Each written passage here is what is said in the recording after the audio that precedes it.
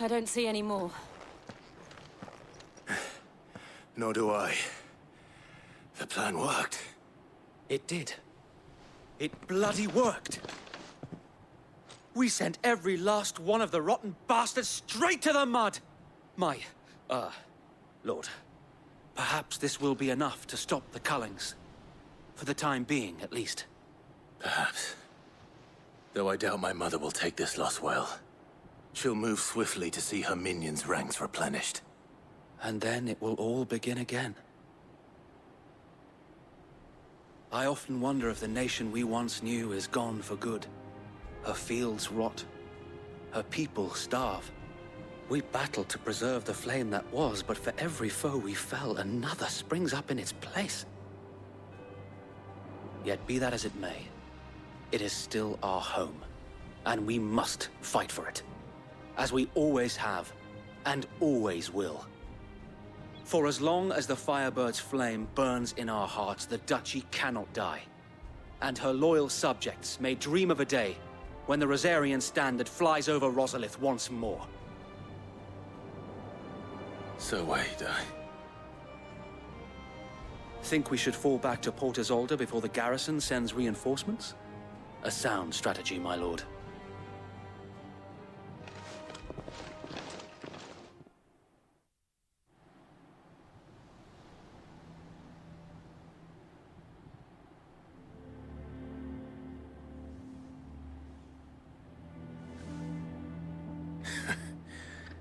And how long has my uncle been funding you and your comrades' endeavors?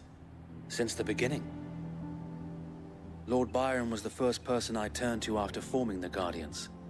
And had I known of this tunnel back then, I wouldn't almost have been hanged by the city guard for trying to sneak over the wall. I suppose a formal request for an audience would have appeared suspicious. And appearances must be maintained. Were the Vice-Regency to catch wind of Lord Byron's involvement in our movement, they'd seize his estate and send him to the gallows, where he would be of no use to anyone. And so, though it sickens him to the soul, he plays the part of the loyal lord, knowing that one wrong move might prove his downfall. It is why he remains ever vigilant. Don't be surprised if he refuses you an audience, especially since you're famously dead. Then I will have to think of a way to prove that I am neither wraith nor wrongdoer. I might have something which could help with the latter. It's the mark of the Guardians. Display it, and those who love Rosaria will know where your loyalties lie.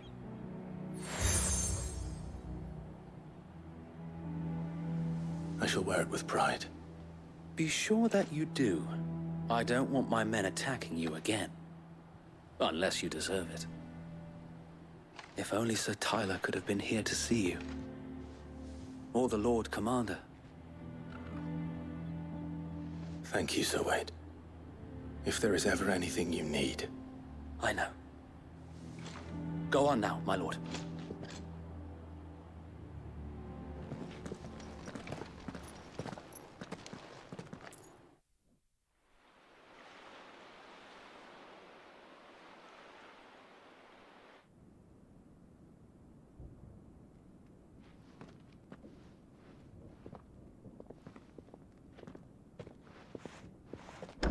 How accommodating.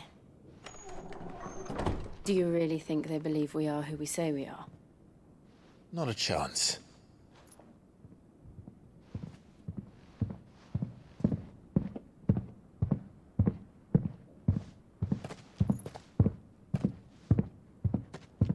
Right, I guess. My uncle believes we're imposters here to rob him.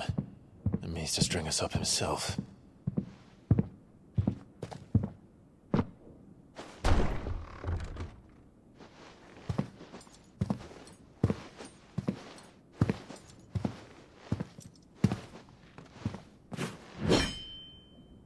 Imagine my surprise when I was told my nephew had come to visit.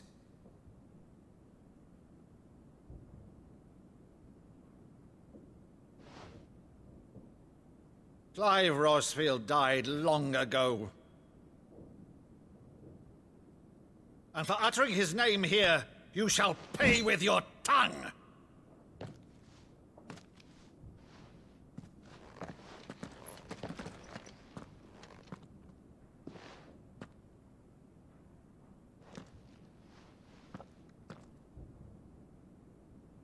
You would mock me as well?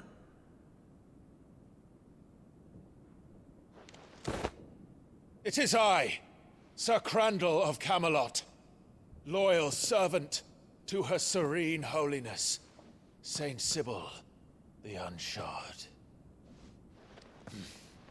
Meadow, thou vile sorcerer, for thy crimes against church and crown, I shall have thy head.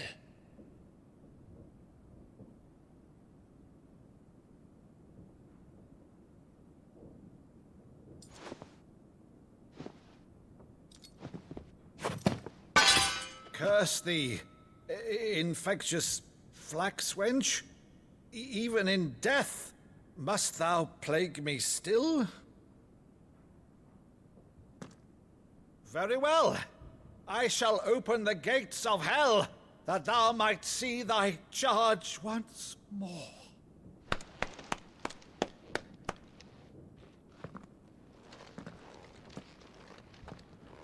Bravo, Uncle. You're still the finest Meadow in the twins. Oh, Clive, my dear boy, it's really you.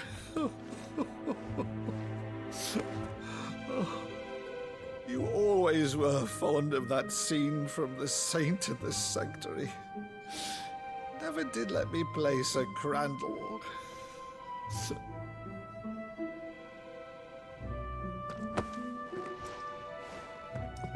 I have a favor to ask, Uncle Byron. Rutherford, inform the kitchens. There'll be guests. We dine immediately. But, Uncle... You can't very well regale me with the tale of your miraculous preservation on an empty stomach. Go on, sit.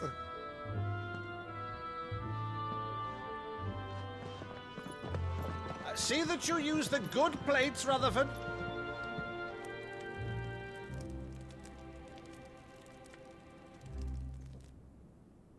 So you arrived late to one of her cullings, did you? Since becoming Vicereine, Annabella has been a constant thorn in Rosaria's side, but these atrocities are a new low. Something has changed. Quite what, I don't know, but the woman we knew is gone, and a monster sits in her place. A monster. For better or worse, I've been charged with governing this town, and thus must maintain the illusion of obedience. That's all I can do to aid Wade and his merry band of revolutionaries. So he's told us. You have risked much for Rosaria. Our nation will be forever in your debt.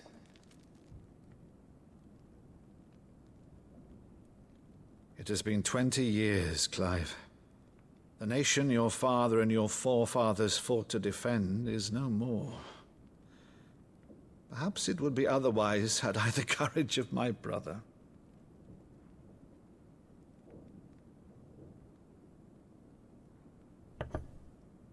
All right, if it's a ship you require, a ship you shall have.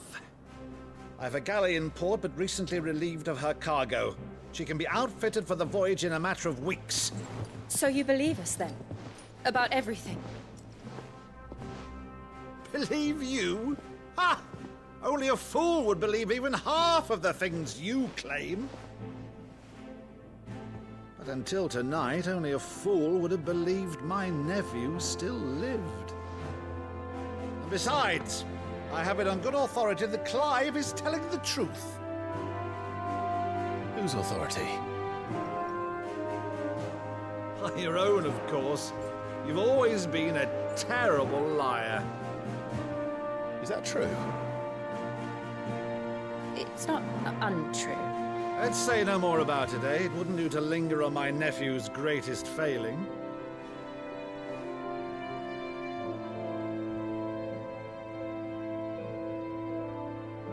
The one thing I cannot believe, though, is all this about you being Sid. You were always such a good boy, but now you're quite the outlaw. Which, if I'm not mistaken, would make me an outlaw's uncle. Right then, Who shall we pillage first? Rutherford, fetch me my cutlass. This will be fun.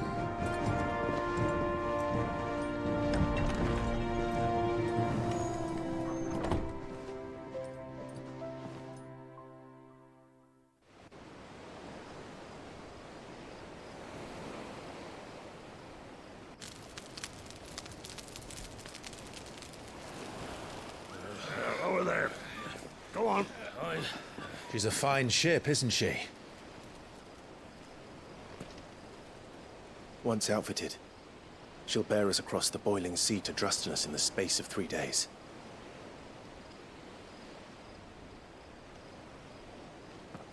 Something on your mind?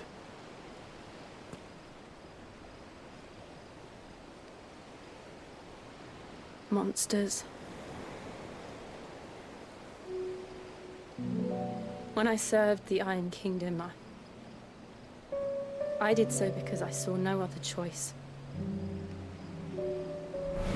Because once they learned that the lash would not move me, they turned it on those who could.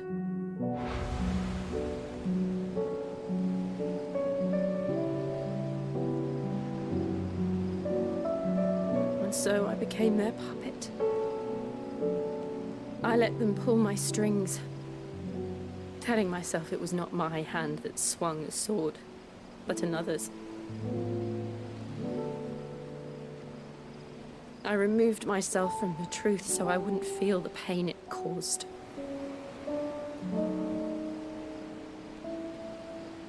And before I knew it, I no longer felt anything. Anything at all.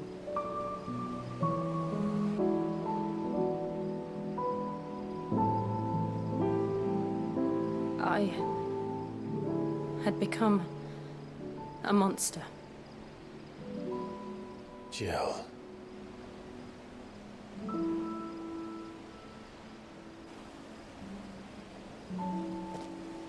I don't want to be a monster, Clive.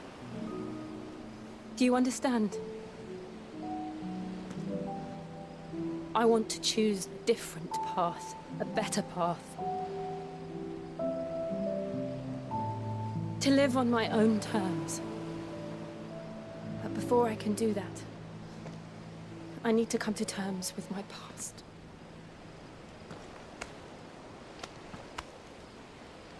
And when you do, I'll be standing there with you, just as you stood with me.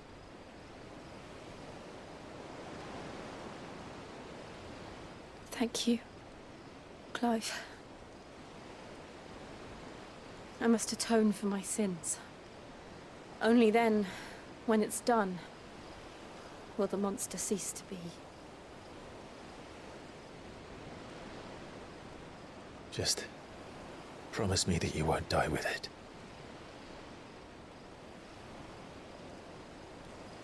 Now, let's get some sleep. The journey back to Benamir is long, and there is much to tell the others.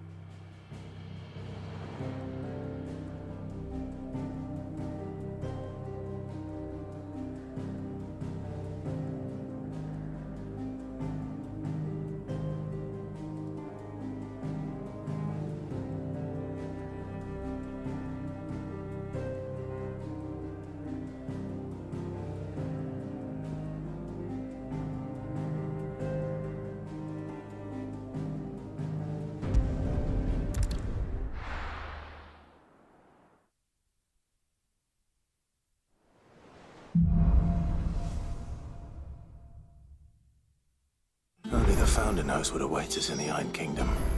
But Vivian could probably make an educated guess.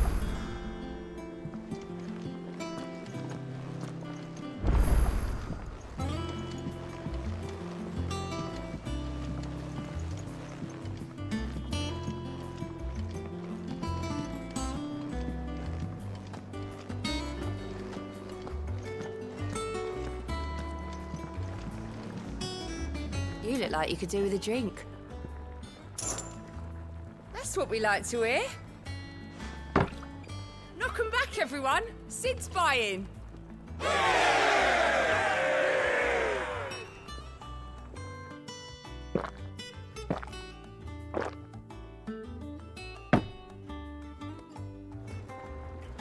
Oh, you're not leaving already, are you?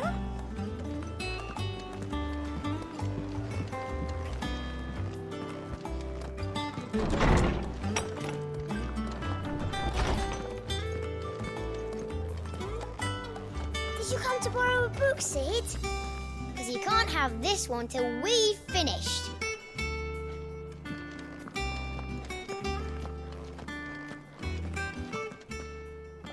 Is there something I might assist you with, Clive? I have a few new notes that might interest you.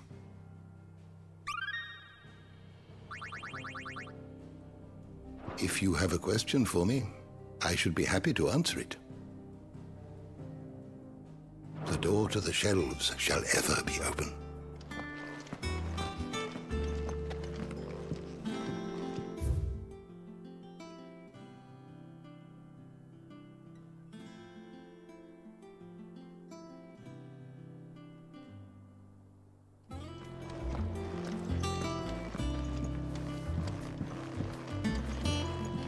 Deadlands wouldn't be half as bad without all the bloody dust.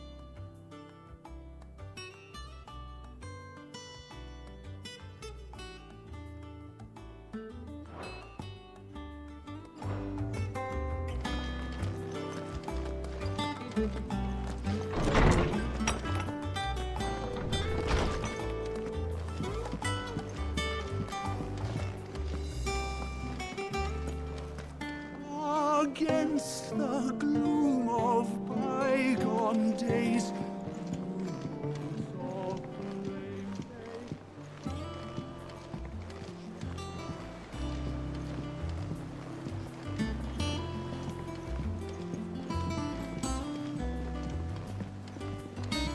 I could have sworn we had a few more.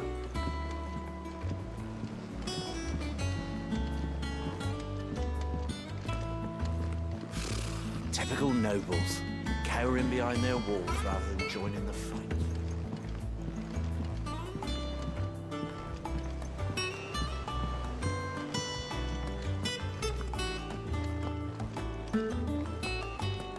A part of me thought Drake's head might be the last crystal we ever cracked.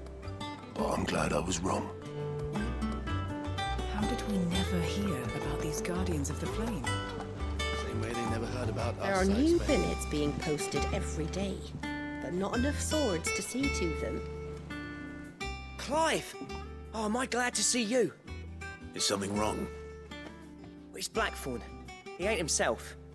And if I'm honest, he ain't been for a while. Normally it only takes a couple of drinks to perk him back up, but not this time. Something's getting him down. And whatever it is, he ain't telling. It's like he's lost his spark, you know? He's barely got enough fire in his belly to get the ump about stuff. But I'm thinking he might if we both bent his ear, because he respects you, innit? So, what do you say?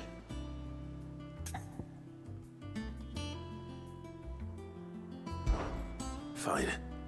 If you think it will help. I knew you'd understand. But if he doesn't want to talk, we let him be.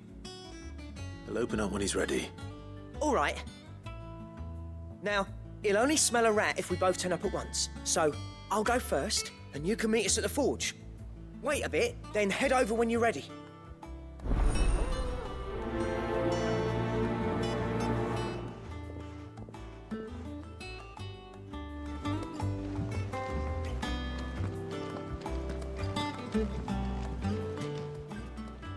How may I help you today, Clive?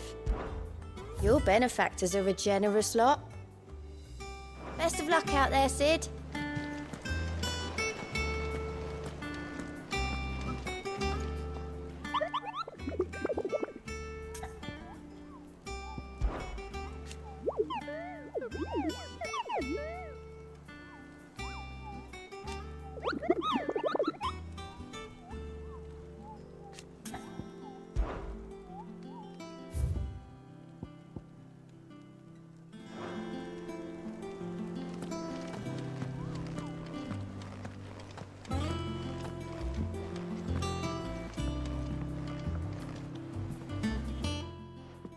Back again, Lord Rosfield. I'm touched that you should find me such good company. It is not your company, but your counsel that I seek on this occasion. Ever the charmer. What will it be today, then? The Iron Kingdom. I need to know what to expect. You'll soon be setting sail for Drake's Breath, then, I take it. The mother crystal that rises from the boiling sea. There was a time when a true-blooded Rosarian had only to brave the waves to visit it. But then the Ironblood made their move.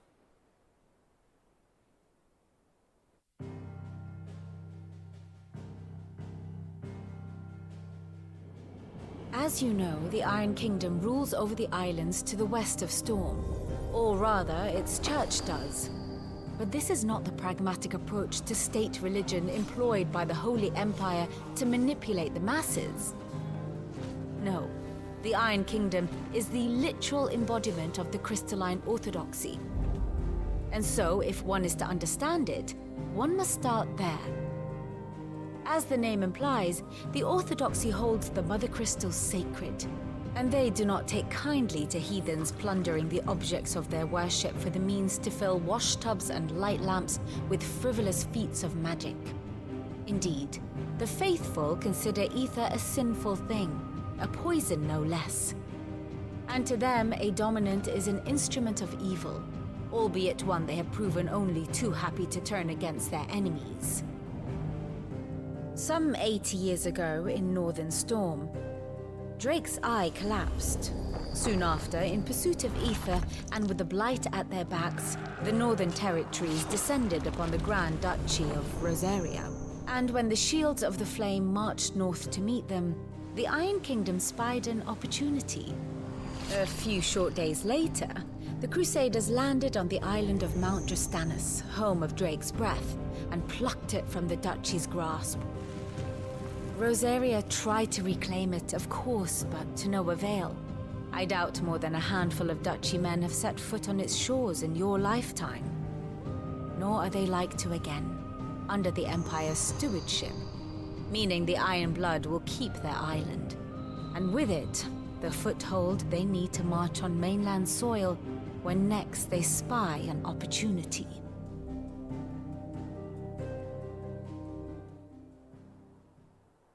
The Mother Crystal is both the object of the Iron Blood's worship and their gateway to the continent, making Drastanus the holiest of holy grounds, from which the Orthodox Crusade shall one day sail forth to claim the remaining Mother Crystals. or die trying. My father and my grandfather both traded blows with the Iron Blood for control of Drake's breath. Had things unfolded differently at Phoenix Gate, we would have sent our entire fleet against them.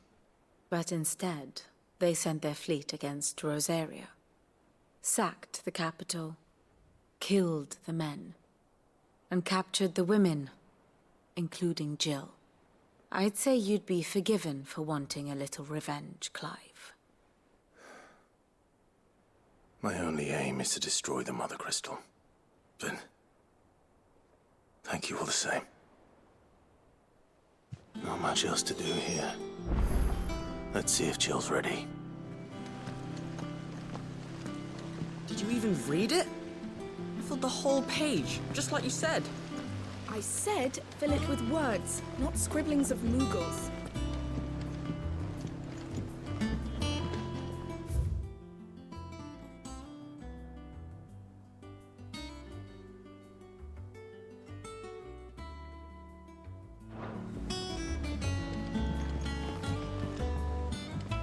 Little Shirley has grown into a fine woman. She's taught me that none of us are too old to learn.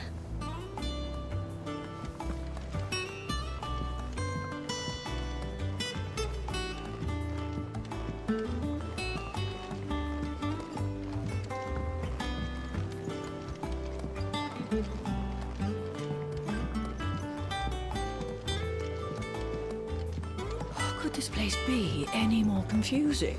I'm lost half of the time. I'd take that over being bad while it comes to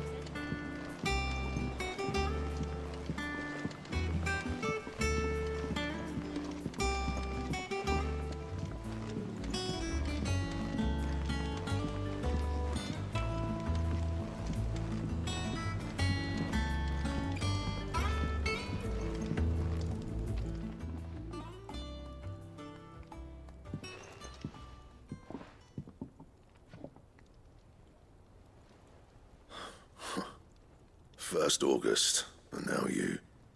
What are you pair up to? What's it got to do with me? August was worried that something had been weighing on your mind. I thought you might want to talk about it. Did you now? I told you not to stick your nose in my business. What'd you go and do? Clive just wants to help, innit? What's so bad about that? Talk to him. You never know, you might feel better for getting it all out in the open. Please, mate. I'm worried about you. Phil shut you up. It's nothing, really. Stupid. Not the sort of thing you bother people about. Why don't you tell us all the same?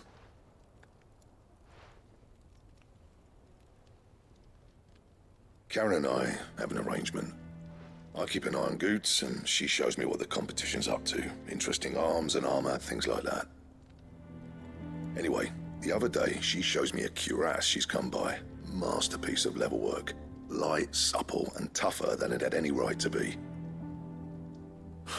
Made my stuff look like every clumsy shit. I should have brought the bastard thing there and then just to study it, but I was too proud. Now, every time I reach for my hammer, I'm reminded that I'm not the craftsman I thought I was. There. You happy? You got what you came for. Now piss off. All right. We're going.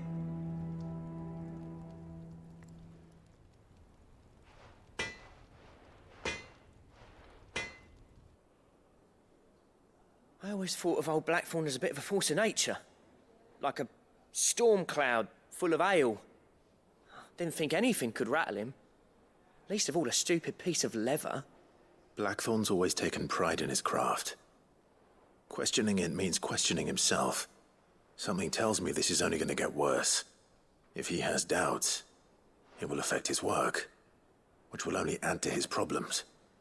We need to nip this in the bud. I couldn't agree more. He said he should have bought that cuirass. Perhaps we should track it down for him. Assuming you're happy to help, that is. Too bloody right I am. Glad to hear it. First things first, then. We need to speak to Karen. So, we find a cuirass, give it to Blackthorn, then he works out how to make it and goes back to being his surly old self, right? Simple.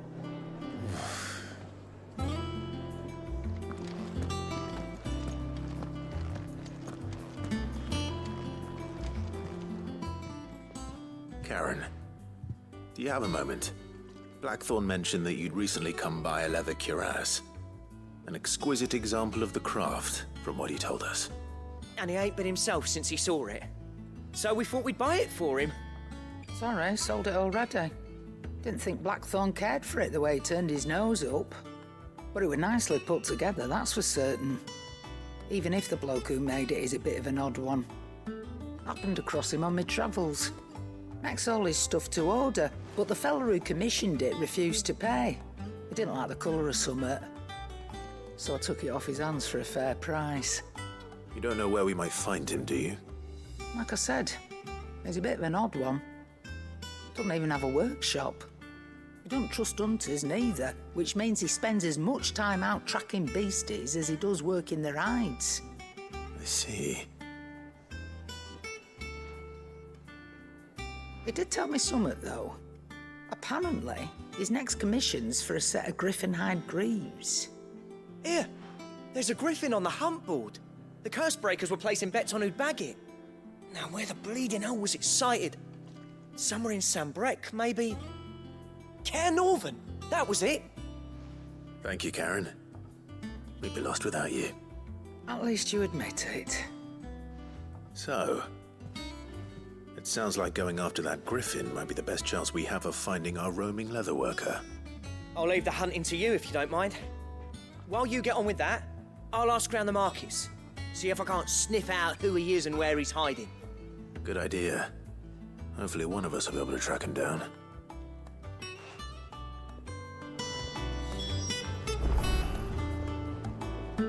If that leatherworker's even half the craftsman Blackthorn says, someone's bound to have heard of him.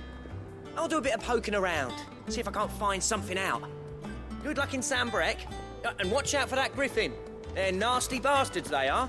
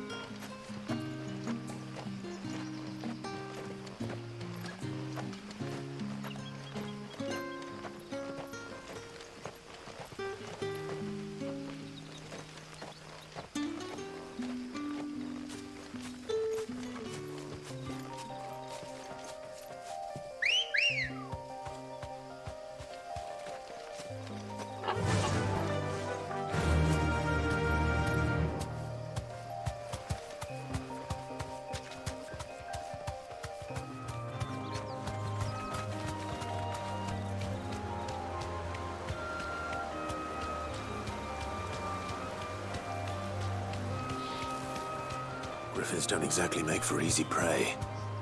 Let's hope our craftsman hasn't bitten off more than he can chew.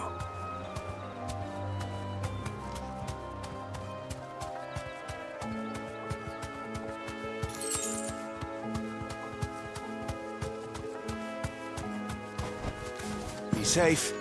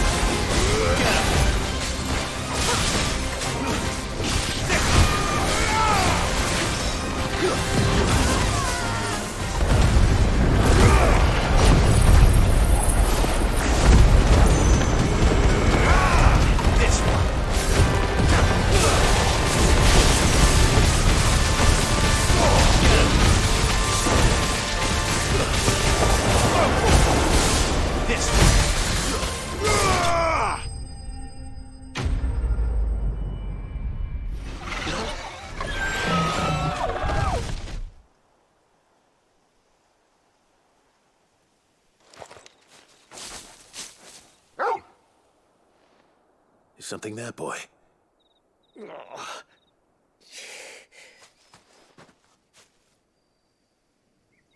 Could that be our man?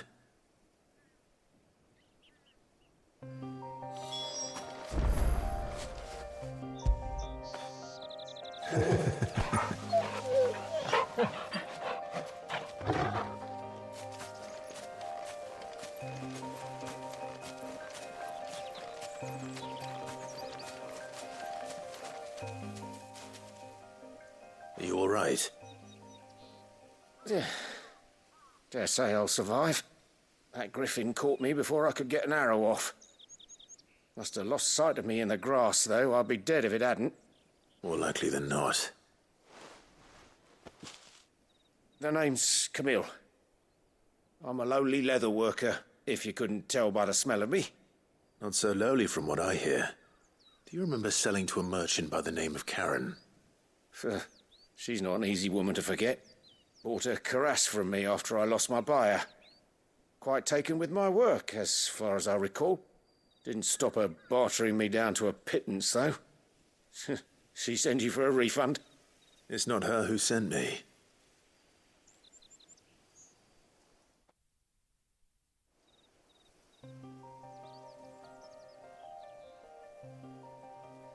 Well, consider me flattered. You should be. He's a master of his art, and not an easy man to impress. Blacksmiths are proud folk. It's a rare thing indeed for one to praise a glorified tanner. And I don't imagine an impressive swordsman like yourself would be getting your steel from any but the best. I'd dearly love to help a fellow craftsman, but... Well, actually, I suppose you could give him this. What is it? Treated leather. Same stuff I used to make that cuirass. If your man's as skilled as he sounds, he'll know what he's looking at. You sure? Well, you did save my life. And thanks to you, I'll be going home with all the griffin hide I can carry. I'd say it's the least I can do. Short of showing him how to make the thing myself, that is. But there are rules against it. Secrets of the trade and whatnot. In that case, I'll see that he gets it. I'd be much obliged if you would. Right. I've got some greaves to make. You send your blacksmith my regards. Will do. And thank you.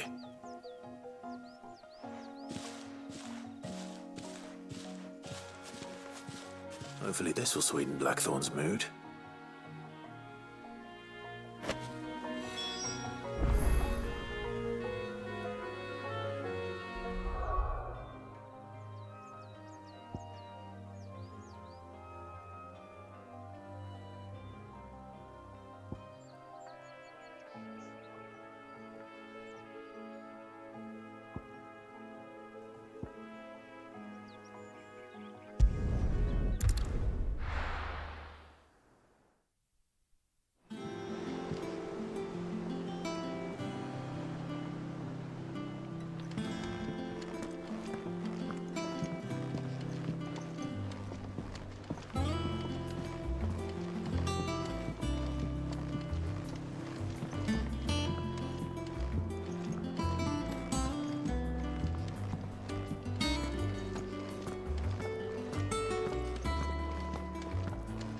Monster's taken quite a liking to Lady Karen.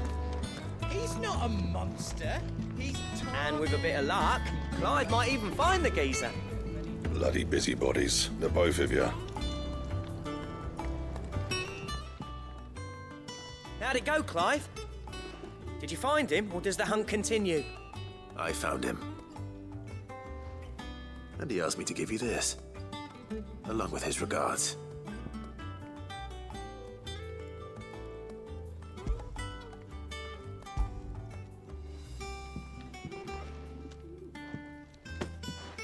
You're joking.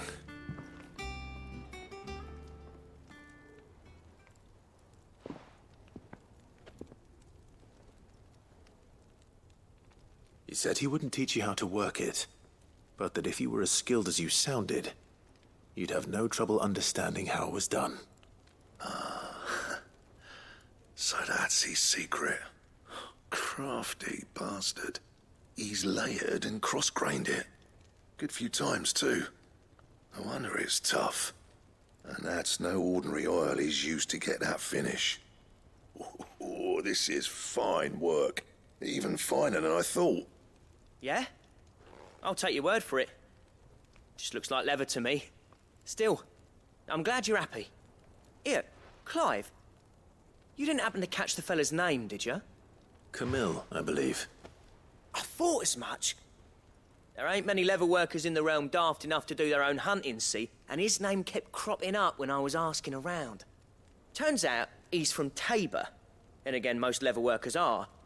But our friend Camille guards a long-held family secret, the details of which are the subject of some debate in the leather-working community. Then we better keep this close to our chests. Listen, sorry for putting the both of you to all that trouble. Should have kept my moaning to myself. Still, I'm glad you found him. This has cheered me right up. That was the idea. Clive's idea, anyway. He did most of the work. It's good to have you back, Blackthorn. Just don't expect me to go turning out work like this. There's a reason he does his own hunting. He knows exactly what hides to look for. And that's how he gets them to layer up so nicely. And don't get me started on how much oiling this leather would need. But I reckon I can make something about as good. Something a Cursebreaker will have no trouble caring for. Anyway, enough narrowing. I've got work to be getting on with.